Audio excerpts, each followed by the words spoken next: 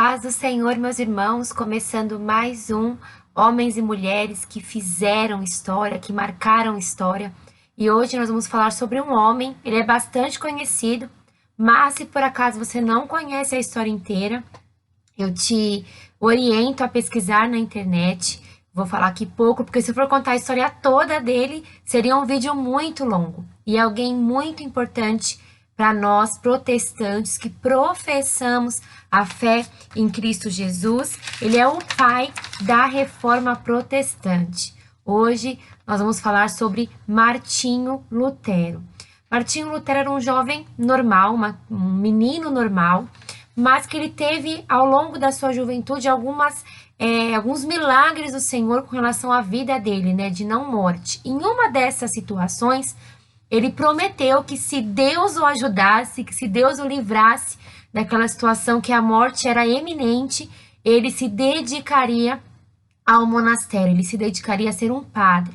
E Deus assim o livrou, né, atendendo a oração de Martinho Lutero, e ele então vai até o monastério para ser um monge, para ser um padre.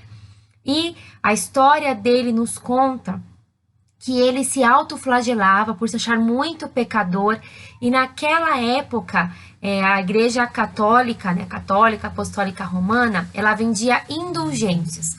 O que seriam essas indulgências? Eram papéis assim, gente, como esse, que eles faziam lá. Por exemplo, a Thelma se achava muito pecadora e queria ter os pecados dela perdoado para ela poder morar no céu.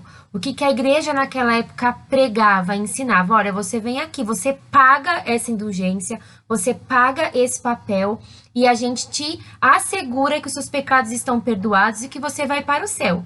Então, muitas pessoas, até pessoas, né, de pobres mesmo, pegavam o que tinham para pagar essa indulgência. E pior ainda, eles ensinavam que a mãe da Thelma morreu em pecado. Se a Thelma pagar essa indulgência, mãe da Thelma, ela sai do purgatório e ela vai ter a vida eterna com o Salvador. Então, as pessoas eram realmente muito enganadas por isso. E Martinho Lutero começava a se flagelar quando pecava. Ele não tinha esse amor do Senhor, não entendia esse amor do Senhor. Até que um dia, lendo a Bíblia... detalhe, naquela época também, as pessoas não tinham acesso à Bíblia. Somente os monges, os padres, os papas tinham acesso à Bíblia, e mesmo assim não era na sua língua materna. Então, as pessoas iam para as missas, elas eram ensinadas em latim, não entendiam muito, não tinham a Bíblia, então o que os padres falavam era a verdade absoluta. E então, numa dessas autoflagelações de Lutero, quando ele se machucava, lendo a Bíblia, ele encontrou um versículo que saltou ali aos seus olhos, que foi: "E o justo viverá pela fé". Naquele momento, os olhos dele se abriram e ele entendeu realmente como que ele ganharia a vida eterna. Ele recebeu o amor de Jesus, entendeu a palavra do Senhor Jesus. E Martinho Lutero, ele conseguiu... ele ia até a igreja, tentava falar com os padres, explicando isso. Olha, o que a gente está ensinando está errado, aqui está escrito assim.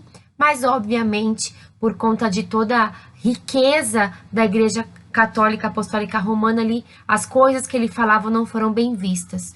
E ele, com o coração ardendo pela certeza que Deus tinha colocado no coração dele, ele prega, então, na igreja da Alemanha, 95 teses contra a Igreja Apostólica Católica Romana e a favor da palavra. Ele começa a traduzir a Bíblia para o alemão, para a sua língua materna. Obviamente, isso não foi bem visto, ele quase foi preso, ele quase foi morto, mas Deus tinha um plano na vida de Martinho Lutero. Então, ele faz essa reforma protestante, ele protesta contra a Igreja Católica e dá início, então, ali uma vida mais livre para as pessoas. As pessoas começam, então, a congregar numa igreja onde elas tinham acesso à palavra na língua delas, onde elas podiam ter a Bíblia na língua delas e ouvir a pessoa, né, que fosse ministrar a palavra na própria língua e entender a palavra. Claro que a Igreja Católica, então, ela tem uma decaída, ele foi muito perseguido, mas como eu disse, Deus, ele tinha um plano na vida de Martinho Lutero. E todo dia 31 de outubro nós celebramos o dia da Reforma Protestante, um dia onde realmente foi aberto os olhos das pessoas para elas entenderem que o justo viverá pela fé. Nós não temos que pagar mais nada, né? Cristo já pagou para nós naquela cruz do Calvário. O que nós precisamos fazer, como nós temos aprendido na nossa igreja, é buscar a santificação, viver em santificação. E aí, então, ele dá início também, se chama 5 solas, né? Que significa somente 5 coisas que nós precisamos, que é somente a graça, somente a fé, somente Cristo, somente as Escrituras e somente glória a Deus. Que a gente viva com essas 5 coisas na nossa vida, para que a gente possa caminhar bem, que então é somente a graça, somente a fé, somente Cristo, somente as Escrituras, somente a glória a Deus. Ele realmente fez uma revolução, uma reforma, e hoje nós temos, né, colhido os frutos deste homem que cumpriu o que ele falou.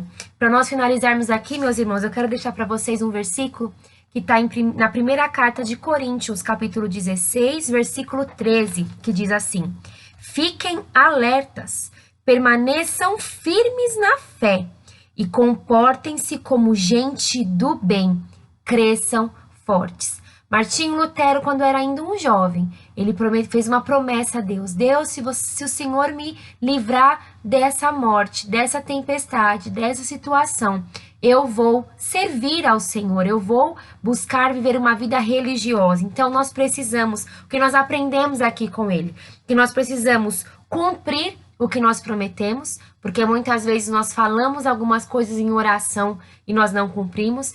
Então, nós precisamos cumprir o que prometemos. Nós temos que entender que todos nós temos um propósito. Não importa a nossa idade, não importa a nossa classe social, não importa a nossa cor, não importa nada. Todos nós temos um propósito. E por último, irmãos, nós precisamos aprender a não negociar a palavra do Senhor. Nós temos que aprender a não negociar a verdade. Martinho Lutero, quando ele se levantou contra a Igreja Católica, ele teve várias oportunidades de voltar atrás. Oh, deixa isso para lá, Martinho Lutero. Isso pode trazer problema. Mas ele viu a verdade, recebeu no coração e ele não negociou. Fica esse exemplo para nós, que a gente venha cumprir o que a gente promete, que a gente venha realmente não negociar a palavra e que a gente venha entender que todos temos um propósito. Que todas essas histórias, meus irmãos, que estamos algumas quintas-feiras aprendendo, venham encher o nosso coração e abrir o nosso olho. Que a gente venha se colocar diante do Senhor, porque o próximo pode ser você. Deus abençoe.